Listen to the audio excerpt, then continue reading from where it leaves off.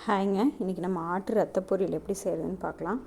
ஆட்டு ரத்தம் வந்து ரொம்ப உடம்புக்கு நல்லது. டயட்டில் இருக்கிறவங்க வந்துட்டு இதை எடுத்துக்கலாம்.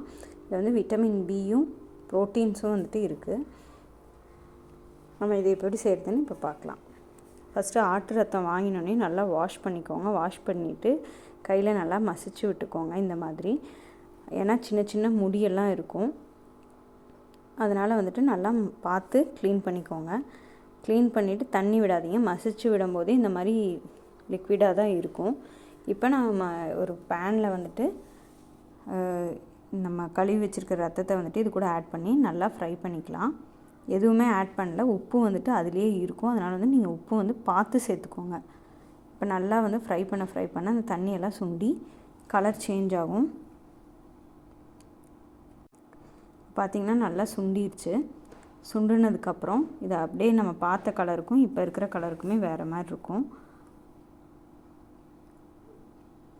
இப்போ நல்லா ஃப்ரை ஆனதுக்கப்புறம் இது தனியாக ஒரு பிளேட்டில் எடுத்து வச்சுக்கலாம். தண்ணி நல்லா சுண்டுற வரைக்குமே வந்துட்டு வணக்கி விட்டுக்கோங்க. இப்போ பார்த்திங்கன்னா இதை நம்ம தனியாக எடுத்து ஒரு பிளேட்டில் வச்சுக்கலாம்.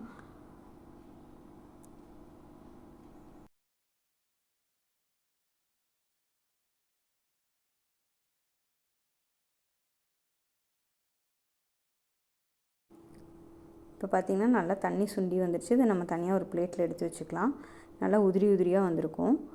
இப்போ இன்னொரு பேனில் வந்துட்டு எண்ணெய் விட்டு நம்ம பொரியலுக்கு எப்படி தாளிப்போம் அந்த மாதிரி தான் கடுகு, உளுத்தம்பருப்பு, கடலைப்பருப்பு, கருவேப்பிலை, வெங்காயம், பச்சை மிளகாய் இதெல்லாம் ஆட் பண்ணலாம். இஞ்சி பூண்டு வேணும்னாலும் அதையும் போட்டு நீங்கள் தாளிக்கலாம். ஒரு சில பேர் இஞ்சி பூண்டு போட்டு தாளிப்பாங்க. நான் அது போடாமல் எப்படி பொரியலுக்கு தாளிக்கிற மாதிரி செய்கிறேன். கடுகு, கடலைப்பருப்பு, உளுந்து, சின்ன வெங்காயம் வேணுன்னா சின்ன வெங்காயம் ஆட் பண்ணிக்கோங்க. இல்லை பெரிய வெங்காயத்தை வந்து நல்லா பொடி பொடியாக கட் பண்ணி ஆட் பண்ணிக்கோங்க. பச்சை மிளகா 2, கருவேப்பிலை இதெல்லாம் ஆட் பண்ணி நல்லா வணக்கி எடுத்துக்கோங்க.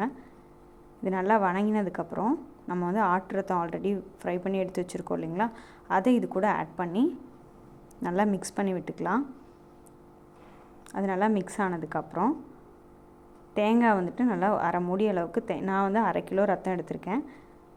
அதுக்கு இவ்வளோ குவான்டிட்டி வந்திருக்கு. உங்களுக்கு வந்துட்டு குவான்டிட்டிக்கு தகுந்த மாதிரி தேங்காய் நிறையா போட்டிங்கன்னா இன்னும் டேஸ்ட் நல்லாயிருக்கும். இப்போ நம்ம அதை ஆட் பண்ணிவிட்டு நல்லா மிக்ஸ் பண்ணி விட்டுக்கலாம். இது நல்லா மிக்ஸ் பண்ணதுக்கப்புறம் நீங்கள் தேங்காய் போட்டு ஆஃப் பண்ணிக்க வேண்டியது தான். ஆஃப் பண்ணதுக்கப்புறம் தேங்காய் போடுங்க. ரத்தத்துலேயே உப்பு லைட்டாக இருக்கும். உங்களுக்கு தேவைப்பட்டால் ஆட் பண்ணிக்கோங்க, கொஞ்சமாக ஆட் பண்ணிக்கோங்க, இல்லைன்னா உப்பு அதிகமாகிடும்.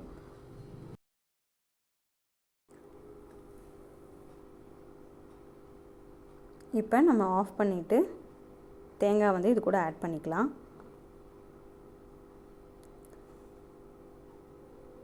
மார்னிங் நம்ம வந்துட்டு பிரேக்ஃபாஸ்ட்டுக்கு இதை மட்டுமே சாப்பிட்லாம். ரொம்பவுமே உடம்புக்கு ஹெல்த்தியான ஒரு ஃபுட்டுன்னு சொல்லலாம். இதில் விட்டமின் பி கண்டென்ட் நிறையா இருக்குது. டயட்டில் இருக்கிறவங்க இந்த ஃபுட்டை கண்டிப்பாக எடுத்துக்கலாம், ரொம்பவுமே நல்லது. இந்த மாதிரி ஒரு ட்ரை பண்ணி பாருங்கள். ரொம்ப டேஸ்டியாகவும் ஹெல்த்தியான ரெசிபி தான் ஆட்டு ரத்த பொரியல்.